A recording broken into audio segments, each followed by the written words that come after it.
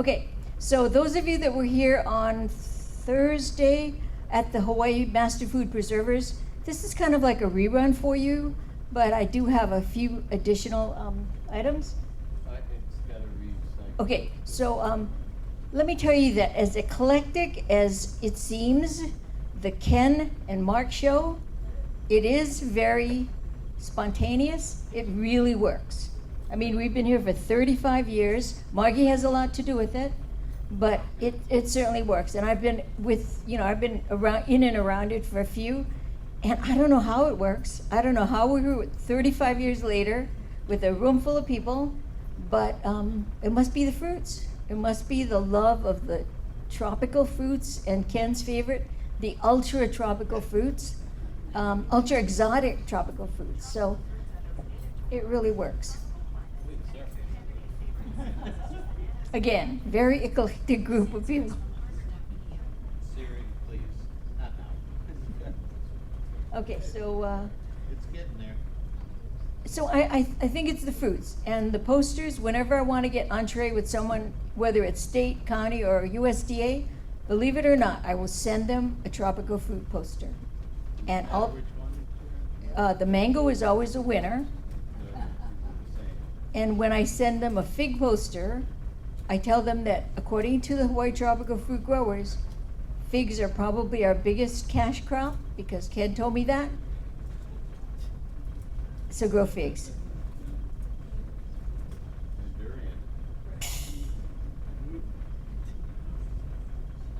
I believe that durian will someday be our huge cash crop. I do, because the world eats that. We have a lot of people here that will tell us that. It's just durian. Well, we have new ones too, like a cha-cha, which will be our fruit of the year. Does it still smell? No, cha-cha is Bolivian mangosteen. Oh, okay, Bolivian It's got a mangoes. hard shell, it's very fruit fly resistant, that has the feds. We're working on getting regulatory issues through, and so that we could ship the cha-cha to the mainland. I think mangosteen is a fruit that can change Hawaii's fruit industry. It This changed. one could, it's bright orange, it's not a mangosteen. Not, yeah, just it's, small guy. I have a friend, Australia's agriculture, much better. mangosteen, I have a friend that graduated high school with me that became a chef in New York.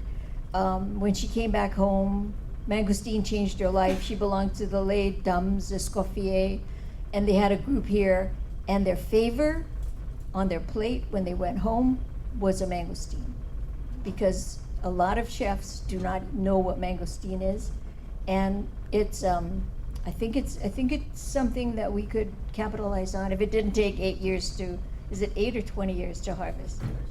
Somewhere in that neighborhood. Okay, thank you. If you, like I said, if you were here Thursday, this might be a little bit repetitious for you, but I was asked to talk about today's policies that impact tomorrow. And okay, so first slide.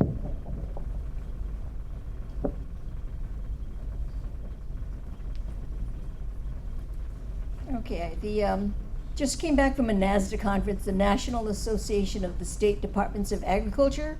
Very frank talk about the state of the agriculture in the United States, and there's some positives. Okay, the positive is that it's true that the policy is farmers first. Farmers are getting a lot of attention in the current administration. You might have seen 2 days ago, Secretary Rollins made an announcement that she is opening up BLM lands, Bureau of Land Management. She's opening up these precious public lands to grazing. Used to be, people had gunfights over grazing rights not too long ago. It's being opened up. Okay, the other thing is that programs favor production. They're going to be putting out a lot of grants that, like the grazing one. And the unsaid thing in this presentation is that versus conservation. Okay, they're favoring production over conservation. You'll see that happening in a lot of the EPA laws, a lot of the conservation laws. One is that in the announcement that Secretary Rollins made the other day, she said there'll be some changes to the ESA, the Endangered Species Act. So that probably means that some of the lands now that are closed because of the sage grouse will be opened up to ranch land. So things like that. America First is a good program for Hawaii because we are a state. We have been long considered a territory, a foreign country. Some of the rules that Ken has been fighting tooth and nail for that prevent Hawaii from exporting or even sending to the US. We're saying, hey, we're a United States. You want to buy America? Buy our stuff. We got limes. We got bananas. Buy our stuff. We got avocados, absolutely.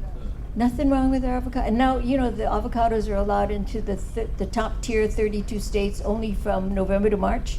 But only one variety. One variety. We're fighting, we're not fighting, we're working, we're negotiating. We're showing them the data that it's okay to go from November to maybe May. Something like that. Slow, you know, slow progress. So America First, Hawaii is a state. We're talking, I think I mentioned the other day that our first entree seems to be wasabi. And that's because wasabi doesn't have big competition in the mainland.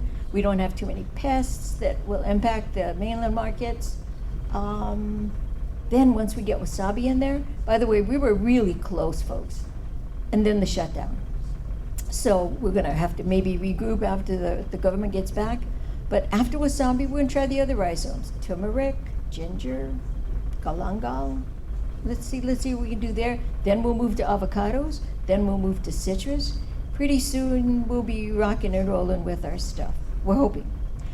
The other positive is that now they're doing programs that are payments direct to farmers and ranchers. The USDA canceled a lot of the ag grants. They canceled a lot of the ag grants. A lot of it because the payments didn't go direct to you.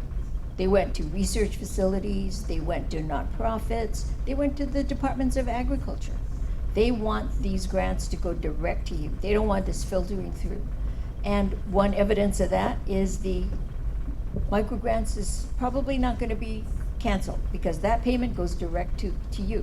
The other one is the small states, SDRP, the small state, the disaster grants that we just got awarded $8.89 million. That's the biggest grant that the Department of Agriculture has ever had in my 15 years there.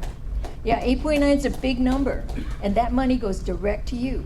But it's because of your losses due to climate disasters in 23 and 24.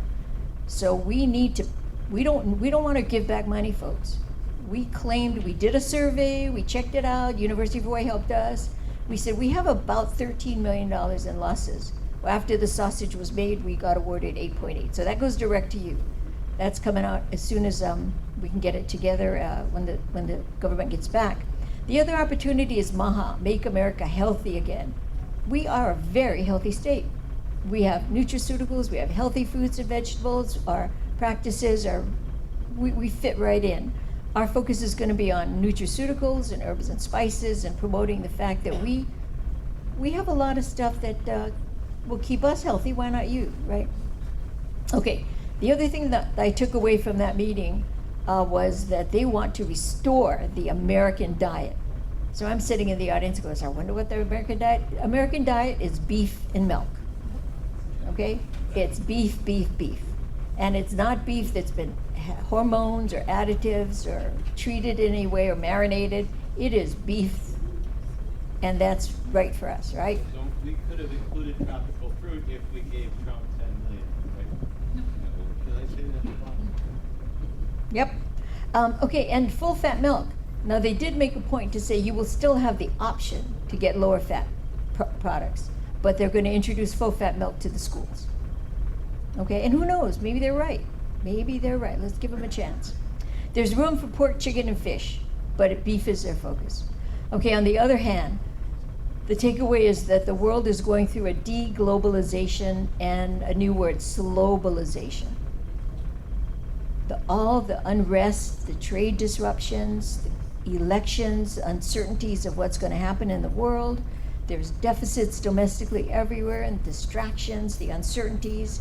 What the reaction of this to the world, this by the way was based on a report from CoBank. Gentleman's name was Emmanuel. He did a really good comprehensive report. Election tensions, domestic deficits, distractions, makes all the nations hunker down. Makes us all take care of ourselves. And so When they say we import 80% of our food, maybe we won't be able to import 80% of our food. And that goes back to the Chad Buck movie. Yeah, you can import food, but you'll be importing ketchup and M&Ms. That's all that's going to be available. It's a movie. That's the real American diet. Okay. So yeah, we got to start growing more fruits. Climate change. Climate change is no joke. It is. Every place in the world has a drought. Every place in the world has a fire. Canada has had a fire going on for the last 3 years. Huge fire in Canada. It's everywhere. Okay, so Dr. Yunimoto reported that Taiwan, due to climate change, has had the lowest production in lychee ever recorded. That's climate change. So if we want to import lychee, guess what? Good luck. Inflation, recession, food production is decreasing everywhere. Social services and support's decreasing. There's a phrase that says, social unrest happens when people miss 3 meals. There's some people that say social unrest happens when I miss 1 meal. That happened yesterday. Oh my God, you very.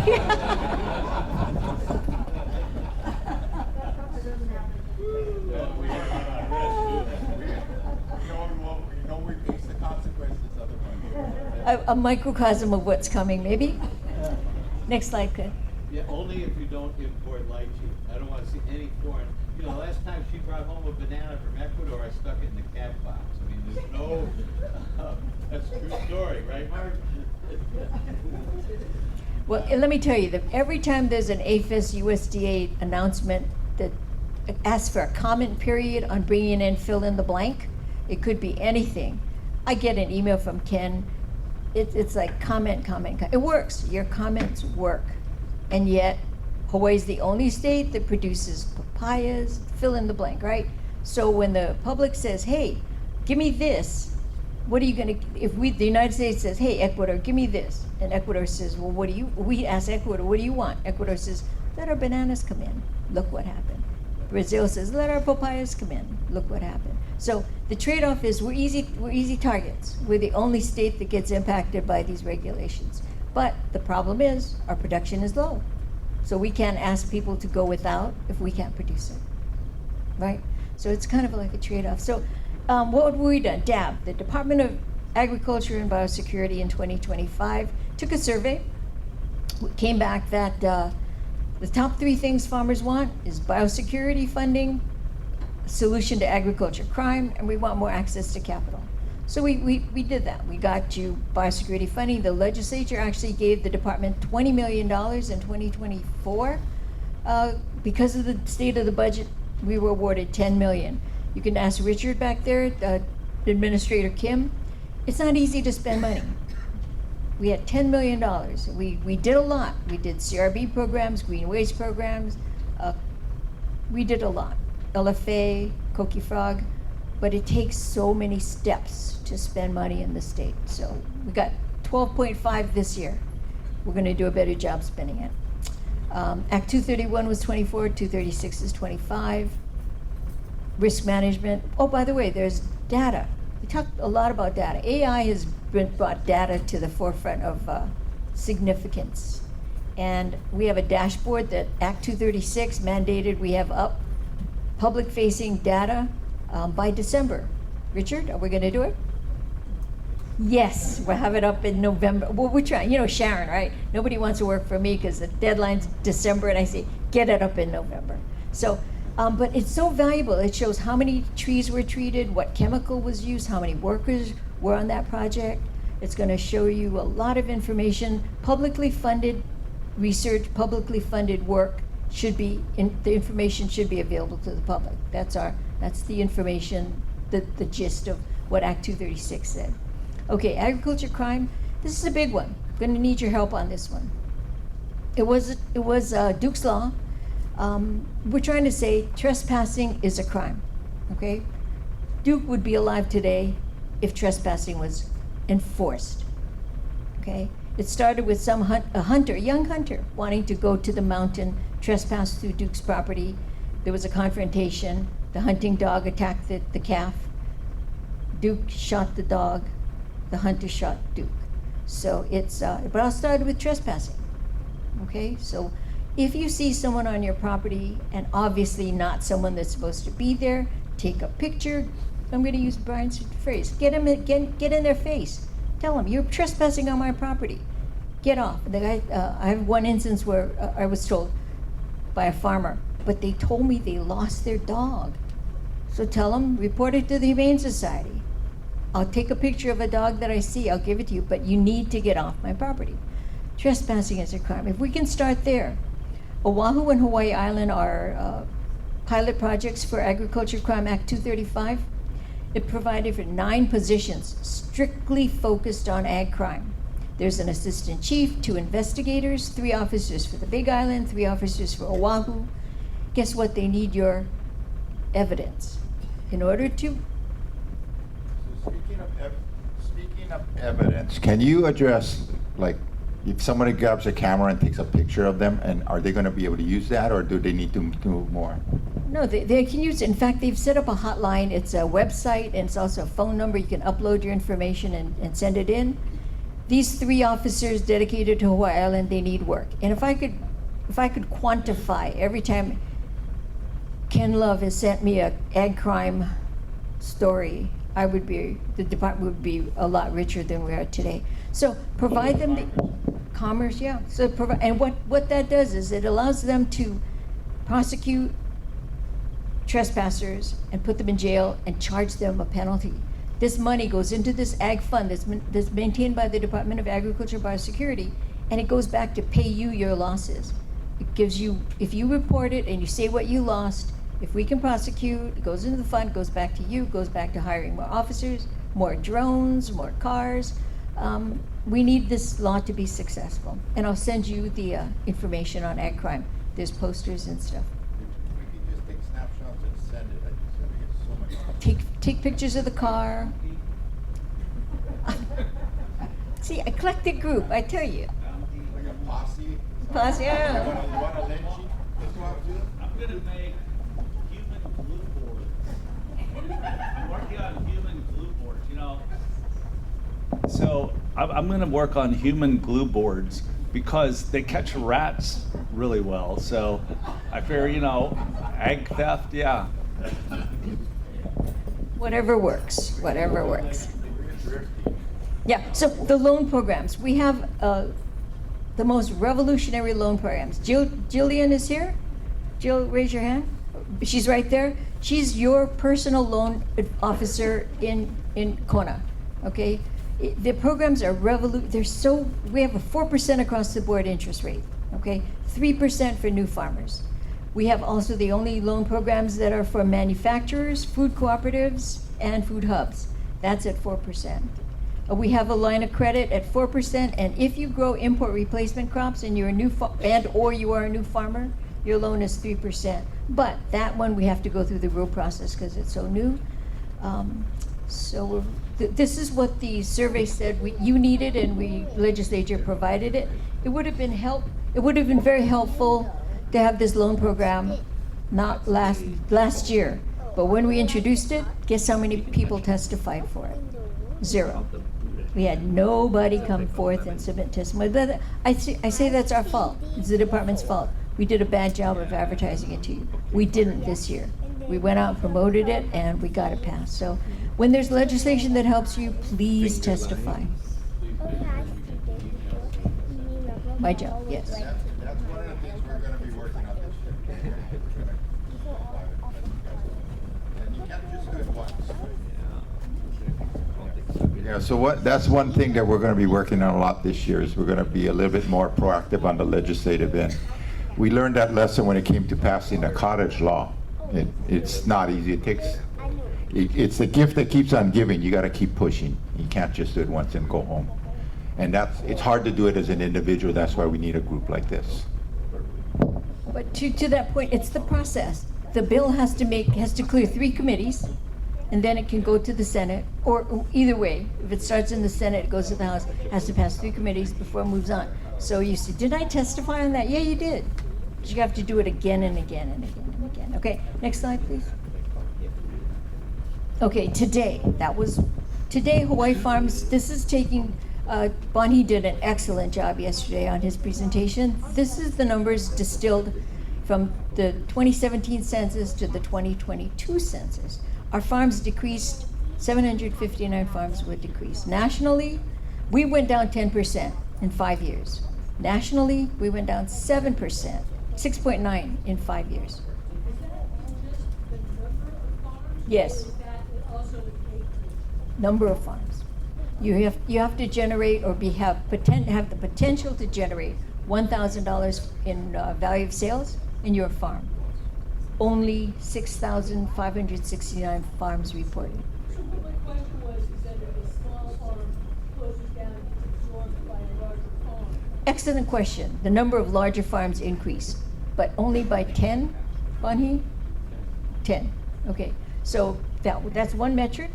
The big farms got bigger, the small farms disappeared. Okay?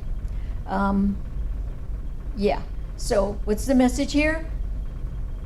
When the NAST survey appears in your mailbox, fill it out, send it in. You won't be counted. These numbers maybe are not right. You know, send Bonhee an email. It's got to be Bonhee because Richard is not the one. But ask me, how can I be counted? What is the website that I go to get counted? Because if you don't get counted, you're not included in a lot of the data that brings money to Hawaii. And I'm going to say all the federal funds for agriculture come through the surveys. And how much money we get. And how much money we get. Okay, the next thing I wanted to talk about today was agriculture relies on farmers and ranchers. If farms are on the decline and there's global pressures everywhere, relying on imports is not a good strategy for Hawaii. Because even if we went to 100% import, we're going to be eating ketchup and M&Ms because there's not food out there. India no longer exports their rice. Not that we would eat India, but they're not even exporting it. Their population and their tension, they're going to keep everything. There's right now 35 wars taking place around the world. Ukraine used to be the wheat breadbasket for Europe. They haven't exported. Food production is on the decline. Somebody's got to grow it. And it's not somebody else, it's us. Okay? Next slide. Okay, I wanted to kind of emphasize what Bonhee said yesterday. The 2022 census, 64.4% of our farms were small. They were under 10 acres in size. 59.1, he said 60%, it's real close. 3,879 farms reported less than $10,000 in value. Despite these percentages, these large percentages represented a very small acreage. Only 1.4% of the farms, wait a minute, these farms occupied a small portion of the total agricultural lands and total value of sales. So the land was only 1.4% of the land and 9.5% of the farms with sales under 10. So what does this tell you? We're lifestyle farmers. We like to farm, but we're not depending on it for our food, shelter, and clothing. We just like to farm, okay? And that's fine. We have micro grants for you in the back room. In contrast, 1.1% or 74 farms of more than 2,000 acres occupied 78% of our land. 8.8% or 579 reported sales of more than $100,000 occupied 75% of the land. So that's pretty much what Bonhee reported yesterday. The big farms are feeding us. The small farms are lifestyle farmers. So if I'm going to do a program at the Department of Agriculture and I'm going to go to my legislator and I'm going to ask him for money, am I going to ask him for money just to help the small farmers? If I want to double food production, if I want to feed Hawaii, the task of the Department of Agriculture is to double food production, am I going to ask for money for the small farmers? Thank you, Viola. No. I'm going to go for those farmers that are serious farmers. If I had a harvester, I could double my food production. If you give me a cut, wrap, chill, help, I can double my meat production. You're going to get the attention of the legislature. I can advocate at the ledge with a bill. They're going to fund that. And that was the RFSI grant. The federal government gave us $3.2 million. We were able to fund 17 farmers to help the middle of the supply chain was what they wanted to do. Turn it on. scale up, get to the next level. You know how many applications we got? Over 100. These applications said, I am ready to bust out. Just give me $300,000 and I can take off. We could only fund 17 of them. So I'm gonna ask for money to fund the other 80. Okay, but yeah, but are we gonna get it? You have to come forward and say, if you fund this, I'm gonna do that. I'm gonna double my food production. I'm gonna triple my food production. We didn't have that. Okay, so for tomorrow, next slide. Hawaii tropical fruit growers in 2026. It's not too late to submit legislation. The deadline's somewhere coming up. But November, your legislators are ag crazy. You have Representative Kahaloa. You have your representatives, Drew Kanuha. They're really supportive of ag. All your senators. Think of what you're going to submit. To Mark's point, you need to get busy. In 2024 and 2025, I found no bills with the words off-grade, unharvested, unsold, unsaleable, discarded, culled, unmarketable, crop waste for fruits and or vegetables. So you were successful. I'm not saying you weren't successful. The cottage industry bill was huge. But does that really help what you want? I don't know. Only you know. Statistics and data collection. I'm finding out that AI is huge. I mean, AI is huge, but what does AI rely on? Good data. They scrape for data to come up with. So if we don't provide the data for AI to scrape from, it's going to be bad data. It's not going to serve you. So we have to provide the data to the AI systems to come up with programs for you. So again, off-grade, grade B produce with value add potential, that kind of data doesn't exist in the state. And if you don't report, it doesn't exist on the federal level either. So food systems working group, we have a big working group in the state. They estimate that 40 to 50% of your product is waste, culled, not used for fresh. Anecdotally and crop-specific data suggests that 5 to 15% may be culled as unsaleable. Pig food, right? Fertilizer. But when we don't know, Mark cannot come up with legislation for you because he doesn't have the data to go to the legislators and say, blah, okay, whatever it is you want. So applying conservative calculations of 10% to the actual production of 120.4 million pounds of fresh fruits, vegetables, and nuts, we estimate 12.4 million pounds of off-grade produce may be available for value-add production. Your industry could make lots of money if you could find a bill to use the off-grades, 120.4 million pounds produced, 12.4 million pounds of off-grade. That doesn't mean that it's not being used, it just means that we don't have the statistics. That's correct, but how do I advocate, how does Mark advocate to the legislature without statistics? I'm working on Vaughn here. I twisted his arm. He's coming around. Thank you. So help us help you, okay? Perhaps draft legislation, establish collection points. Food hubs and cooperatives.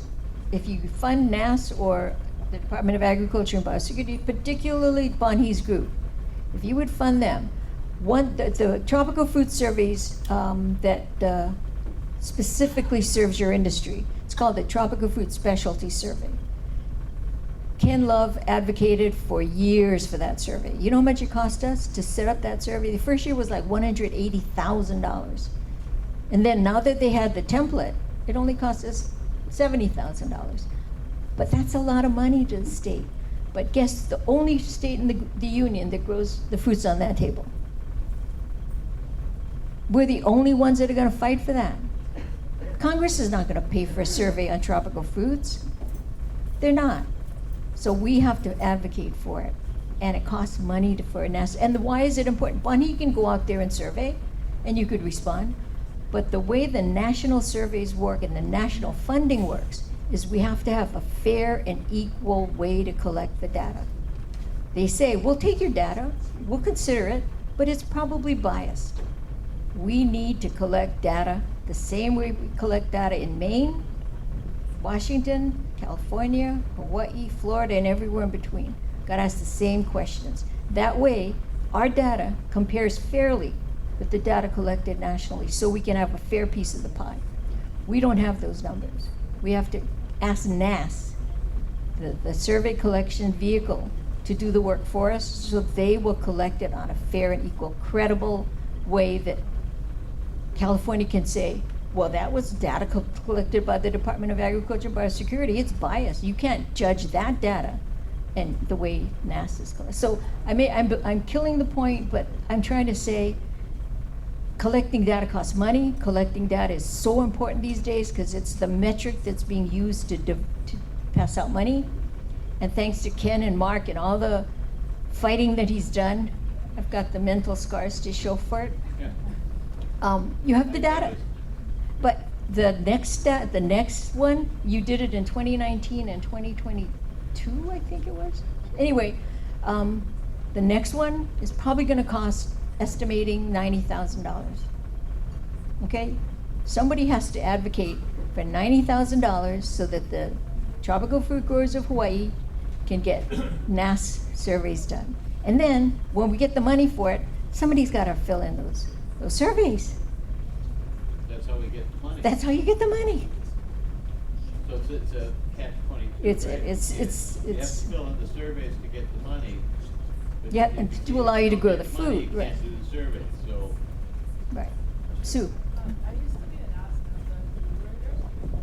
and what I found is that farmers don't want to talk to you unless you can do the small talk and tell them about agricultural news or grant opportunities or something that's happening out there. But I have to kind of scramble to put those pieces together. Sometimes I would get it from my supervisor, and they would tell me, oh, there's this grant opportunity coming up, you might want to let the farmers know. Because farmers are busy and they don't, if you call them in the middle of the day and you're asking for their data, so unless you have that relationship and you can offer something to them, it's hard to get the information from the farmers. But that requires that you read this whole paragraph out loud. And honestly, I usually didn't do that because anybody that stayed on the phone with me for that long would have gone to sleep or hung up on me. But if you can tell the farmers, and your emails are very helpful, those little news bits make a big difference for the people that are doing the work on this. Thank you, Sue. Well, basically what she said was she worked for NAS, and it's very hard to get information from farmers.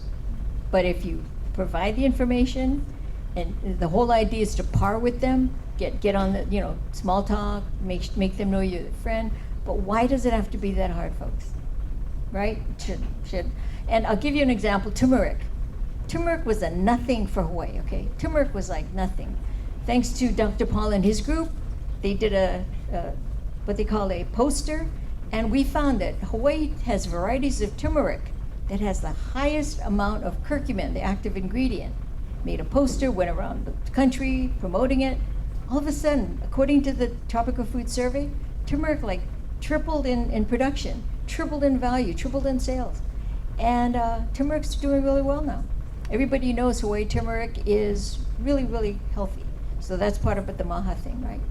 So the survey shows results. Promote it, people will buy it. Farmers will grow it. And I used to think the orange color meant turmeric was healthy. It's not necessarily the orange color. Okay, so things like that you learn. Okay, next slide. Tomorrow, the Department of Agriculture and Biosecurity perspective of the numbers. The majority of farms in Hawaii are subsistence lifestyle producers, and that is fine, folks. I'm not saying anything bad about that, because when my daughter says when the purge comes, they'll be the ones to survive. So we have, but we have to double food production, and that has to be strategic for the state. The goal is to import replace. We have to walk down the exterior of the supermarket where they have all the fresh stuff. Everything on that exterior is probably imported. Fresh fruits, vegetables, dairy, meat, all that's imported. Start growing it, start raising it. Governor Green champions Act 90. It's to bring us more ag lands into ag production. He is He started his green fee. Part of it is to help the environment and help us become better farmers. And he really, really cares about your well-being. He's a doctor. What bothers him greatly is H5N1. We just had another rat lung disease detected. I mean, that's all food. It's all food, folks. We need to stop eating food from the ground. That's all. Doubling food production must start with you, farmers and ranchers. And what we're trying to do is provide the infrastructure to you that are producing the food. You actually need one piece of equipment. I know my time's running short. Okay, so part of the NASDA tour, George was with me. We went to a hops farm in Montana, and it was a family of 4. They had 9 acres, and they grew hops. They were given, through this RFSI, middle of the supply chain program, they were given a harvester and a pelletizer. With those 2 pieces of equipment, they could produce hops for the entire valley. Montana's entire beer producing area supplied, because they had this harvester and this pelletizer. We want to do that for you. What do you need to take you to the next level? Maybe it's a ulu washer, maybe it's a ulu steamer, maybe it's a kalo, a poi mill. And if that's all you need to double your food production, we should be able to give it to you, because we need the food. Again, I'm repeating myself, 17 awards. We could have had 100 applications out there, 100 awards out there. We got to control the pests. We got the money to do it. The pests are winning right now. Someone has anyway, CRB is really, really tough.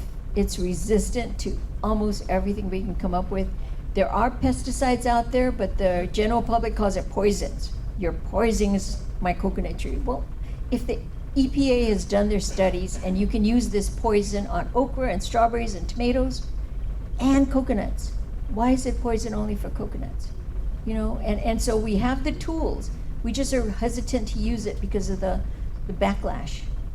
They're out there. So I sometimes in my speeches, and I'll say it again, wouldn't it be great if farmers could wake up in the morning and all they had to do, Umi, was farm? You didn't have to worry about how many avocado lacewing bugs attacked my tree last night. How many mangoes did I lose to theft?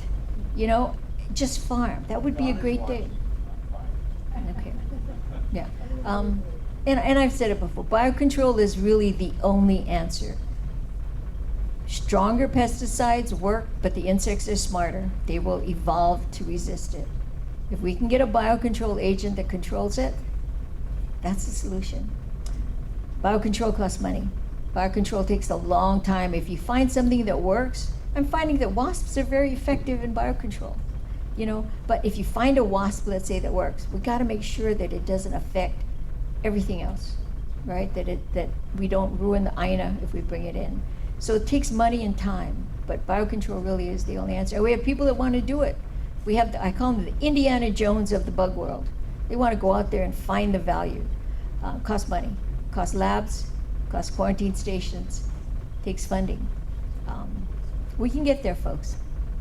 We have the Clean Plant Initiative going, and what that means is whenever we have a flood or a hurricane, we lose stuff. We lose flowers, we lose germplasm, we lose trees.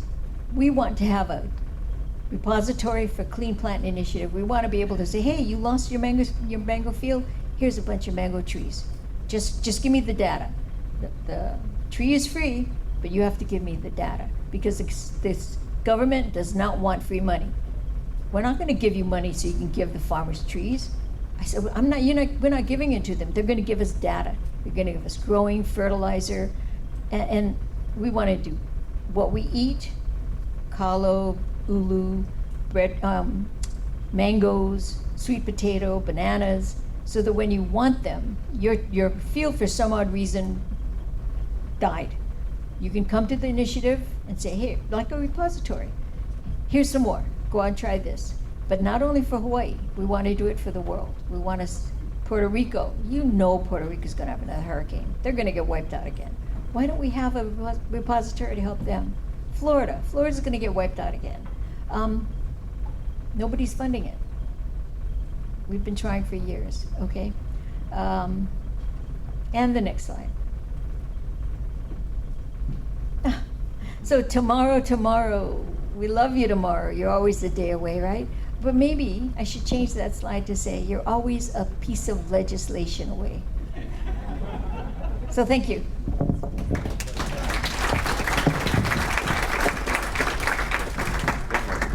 One of the reasons I appreciate Sharon so much, when I started farming here and I wanted money, I know, Mark, get close to the mic, and I wanted to do something, all the money went to UH and the Farm Bureau. None of the farmers, and then Governor Abercrombie came along, and then Russell Kokoboon, who hired Sharon, right? And all of a sudden we learned, thanks to Sharon, that, oh, I can apply for a grant and get money and do a project that I want to do?